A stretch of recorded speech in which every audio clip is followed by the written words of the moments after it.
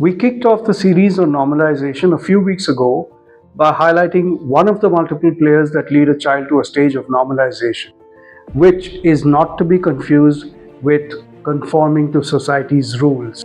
The player or factor we explained earlier was the prepared environment. And in this second part, we explain a few more features of this prepared environment.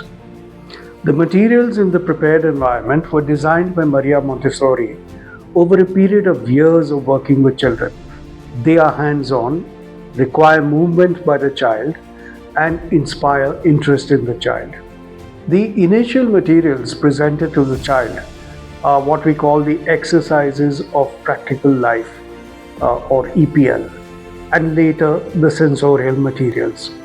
The 3-hour work cycle we follow in the child's first year in the CASA has been arrived at after hours of observation, and visitors or parents during these 3 hours tend to disrupt the child's concentration in multiple ways. Running parallelly to the carefully prepared environment and with the same goal of normalization is the concept of mindfulness, or paying full attention to the present moment without any judgment. In other words, concentration.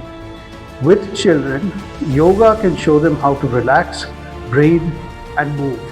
And these exercises help the child to become more mindful. 2 more activities in Montessori education that assist in calming children down and allowing them to focus and concentrate. One is called the silence game, and the other is walking on the line. Both will be picked up later for independent presentations. This wraps up the Gyan on prepared environment. In our next episode, we will continue with the other players that lead a child to a state of normalization.